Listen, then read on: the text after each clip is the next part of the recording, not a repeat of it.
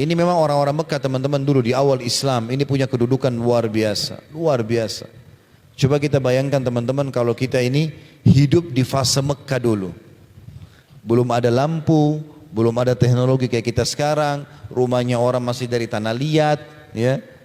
Terus ada orang tidak bisa baca, tidak bisa nulis, ngaku nabi. Kalau tidak beriman masuk neraka. Kira-kira antum jadi Abu Bakar atau Abu Jahal? Saya kadang-kadang sering saya ulangi dalam pengajian, tapi saya juga merenungi gitu. Alhamdulillah kita hidup di zaman sekarang. Quran sudah sempurna, sudah banyak terjemahan, masjid banyak. Apalagi kita lahir di Indonesia, mayoritas Muslim, banyak buku-buku agama, banyak dai-dai ceramah, gampang sekali. Di fase Mekah dulu, 13 tahun Nabi berdakwah, yang masuk Islam cuma 153 orang. Enggak banyak. Dan tiap hari disiksa. Siapapun dulu di Mekah orang Islam kalau lewat, diinstruksikan oleh tokoh-tokoh Mekah, boleh pukul, boleh ambil hartanya, boleh bunuh, nggak apa-apa. Tersiksa luar biasa. Sumayyah dan Yasir radhiyallahu anhum ajmain, ini kalau saya kenang kisahnya kadang-kadang netizen air mata, luar biasa imannya. Sudah kita bayangkan teman-teman, Sumayyah dan Yasir adalah budaknya Abu Jahal. Waktu Abu Jahal dan teman-temannya sepakat, mulai sekarang kita siksa di pinggir jalan orang-orang Islam, bunuh mereka dengan separah-parahnya supaya semua mereka kapok, tidak ada masuk Islam lagi. Ditarik Sumayyah lagi hamil, diikat keempat kaki dan tangannya, dikait, ditarik dengan kuat dan lagi dalam kondisi hamil. Lalu Abu Jahal datang mengatakan, hai Sumayyah, tinggalkan agamanya Muhammad, atau ada tombak kecil dia pegang, lembing, ujungnya tajam, atau ini aku tusukkan ke perutmu pelan-pelan. Ini berat sekali. Bagaimana kira-kira kalau kita hadapi ini teman-teman? Ini seorang wanita yang hadap. Mungkin kita kena silet saja sedikit sudah susah. Kadang-kadang tidak pergi ke masjid malah. Ini subhanallah tombak tajam, kakinya tantangannya diinjak. Di zaman itu ayat Al-Quran masih sedikit yang turun. Belum sebanyak kaum muslimin. Masih butuh keimanan luar biasa. Maka kata dia, aku tetap dalam agamaku. Maka Abu Jahal tusuk perutnya pelan-pelan sampai dia mati. Sampai kata Nabi SAW,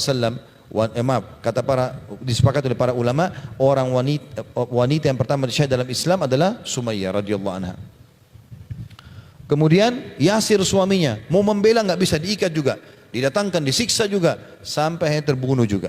Waktu Nabi SAW lihat penderitaan mereka, Nabi belum punya kekuatan di Mekah, belum ada wahyu suruh berperang juga. Jawaban Nabi apa? Sabran ala Yasir, fa inna mau'idakumul jannah. Sabarlah keluarganya Yasir, tapi janji kalian surga. Lihat bagaimana mereka kuatnya teman-teman pada saat itu. Luar biasa. Bilal didatangkan di pasir, panas, ditaruh batu panas di dadanya dari pagi sampai malam. Tetap dia mengatakan ahad, ahad. Ditanya oleh para sahabat setelah dia hijrah di Madinah, wahai Bilal, kenapa anda bilang ahad, ahad? Kenapa nggak bilang Allah misalnya? Maka dia mengatakan, saya tidak temukan kalimat yang paling mereka benci kecuali ahad. Sifat Allah ahad, esa. Karena bagi mereka Allah boleh punya sekutu, makanya boleh sembah berhala-berhala. Begitu juga Khabbab bin Arat radhiyallahu anhu, sahabat Nabi yang mulia. Itu waktu di zaman Umar bin Khattab dia masih hidup, waktu jadi khalifah. Lagi habis sholat, Umar bin Khattab biasanya habis sholat nanya-nanya sahabat. Ada yang lihat mimpi, ada yang punya cerita, menambah iman kami. Ada Khabbab dulu, langsung kata Umar, hai Khabbab. Umar tahu di masa Mekah dia pernah juga menyiksa umat Islam dulu. Apa siksaan yang paling berat buat kamu di Mekah dulu? Khabbab gak bicara apa-apa teman-teman. Di depan semua orang-orang dia buka bajunya. Karena laki-laki semua dibuka bajunya. Di belakang tulangnya itu, tulang belakang kita yang dari leher sampai ke tulang ekor, di sebelahnya ada lubang dalam. Dikatakan dalam riwayat ini kalau tangan kita dimasuk kepalanya bisa, kena dalamnya. Berwarna hitam, merah. Jadi orang lihat aja orang bisa rasakan sakitnya padahal tidak dirasakan. Dari atas sampai tulang ekornya. Umar nangis, sahabat nangis yang lain. Lalu kemudian Umar berkata, kamu diapakan ya Khabbab? Siapa yang buat ini? Dia bilang, wahai Amir Mu'minin, demi Allah mereka membuka bajuku di Mekah. Lalu mereka meletakkan batu-batu yang sudah sengaja mereka panaskan. Jadi bukan batu kena panas matahari, batu sengaja dibakar di api, ditaruh, disusun di tanah yang runcing-runcing, lalu saya diseret dengan kedua tangan dan kaki saya dipegang oleh 4 orang algojo, diseret di atas batu itu, sama bolonglah seperti ini. Tapi subhanallah enggak goyah iman mereka. mereka kokoh. Makanya Nabi SAW mengatakan, tahukah kalian siapa orang pertama yang masuk ke dalam surga? Maka para sahabat mengatakan Allah dan Rasulnya lebih mengetahui. Maka beliau bersabda, orang-orang miskin dari kalangan kaum muhajirin yang dengan mereka hal-hal yang dibenci ditangkis dan mereka sabar. Seseorang dari mereka meninggal dunia sementara hajatnya masih terpendam di dalam dadanya, tidak bisa memenuhinya.